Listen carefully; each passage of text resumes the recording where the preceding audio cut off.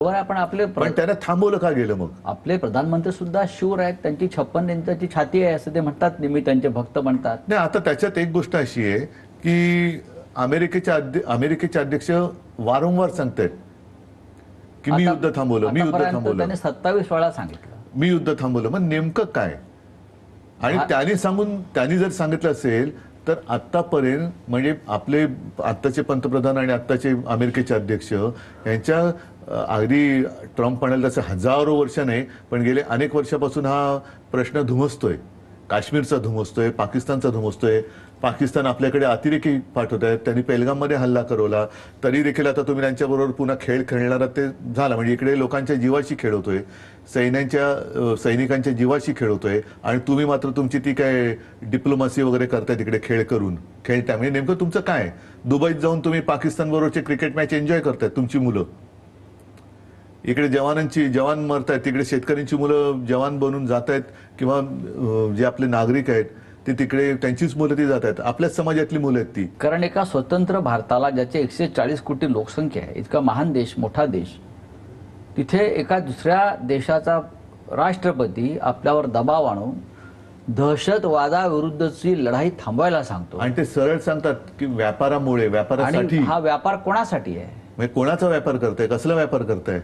देशाच्या प्रतिष्ठेपुढे व्यापार महत्वाचा आहे असं आपल्याला यांना वाटतंय, या सत्ताधाऱ्यांना. पण त्यांनी निवडणुकीचा व्यापार केलेला आहे, सत्तेचा व्यापार केलेला आहे, आता देशाचाही व्यापार करतायत. म्हणजे किंवा व्यापारासमोर यांना देश गौण वाटतोय. या नेतृत्वाला तुम्ही काय म्हणाल? या कचखाऊ आहे. म्हणून मी तुम्हाला काय म्हटलं, मध्ये आता शिवसेनेचा वर्धापन दिन झाला, त्या दिवशी मी जे बोललो की आज भाजपला पंतप्रधान आहे, भाजपला गृहमंत्री आहे, भाजपला संरक्षण मंत्री आहे, पण देशाला पंतप्रधान नाहीये, देशाला गृहमंत्री नाहीये, देशाला संरक्षण मंत्री नाहीये. पण आता प्रधानमंत्री बदलायचं चाललेलं आहे. आता त्यांच्यावरती 75ची शाल भागवतजींनी घातलेली आहे. हो, कारण त्यांनी एक नियम केलेला आहे त्यांच्या पक्षामध्ये की ज्याला 75 वर्ष झाले त्यांना कोणत्याही सत्तेच्या पदावर राहण्याचा अधिकार नाही. मग ते मुरली मनोहर जोशी असतील किंवा जसवंत सिंग होते, बोले तैसा चाले आहे, अडवाणी होते, वाकडी यांची पावले, हे कळेल आता. कारण मोहनराव भागवत हे त्या सगळ्यांचे प्रमुख आहेत. या सगळ्या भाजप, ते पण 75 वर्षाचे होते. ते स्वतः निवृत्त होण्याच्या विचारामध्ये आहेत. त्यांनी स्वतःच सांगितलंय.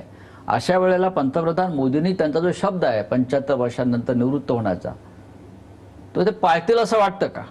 म्हणून मी म्हटलं ना, बोले तैसा चाले, त्याची वंदावी पावले का वाकडी पडती पावले हे आता कळेल. मग मोदी, आणि कदाचित ते निवृत्ती जाहीर करतील.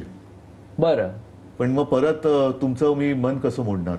हो, म्हणजे जसा पंडित नेहरू नंतर एक प्रश्न होता, आफ्टर नेहरू हू, किंवा आफ्टर इंदिरा हू, तसा आफ्टर मोदी हू. तो त्यांचा प्रश्न विषय, देश आहे. हो, पण त्यांचा आता त्याने तो अंतर्गत विषय केला, देश आहे. त्याच्यामुळे त्यांनी तो विचार कदाचित तो सुरूही झाला असेल, किंवा त्याचं उत्तरही त्यांनी काढलं असेल. जेव्हा त्यांच्याकडे उत्तर असेल तेव्हाच मला वाटतं मोहनजी बोलले असतील. ते बिना उत्तराचं नाही बोलणार.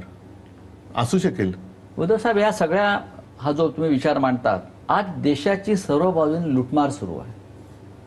आपण रोज जर पाहिलं असेल, बँका लुटल्या जात आहेत, सार्वजनिक उपक्रम लुटले जात आहेत, देशाच्या जमिनी, जंगल तोडली जात आहेत, म्हणजे ते लुटमार. त्याच्या विरुद्ध आवाज उठवला तर आता जनसुरक्षेच्या खाली कायदे आहेत. म्हणजे जंगल तोड व्हावी, किंवा जर का आमच्या मित्राला जमिनी आमच्या म्हणजे मित्राला जमिनी देण्याच्या आड जर तुम्ही आला तर तुम्ही तुरुंगात जाल, कारण तुम्ही जनसुरक्षा छत्तीसगड आणि झारखंडच्या जंगलामध्ये अशा तऱ्हेने उद्योगपती घुसलेले आहेत. का गडचिरोलीमध्ये घुसले? गडचिरोलीमध्ये घुसले आहेत.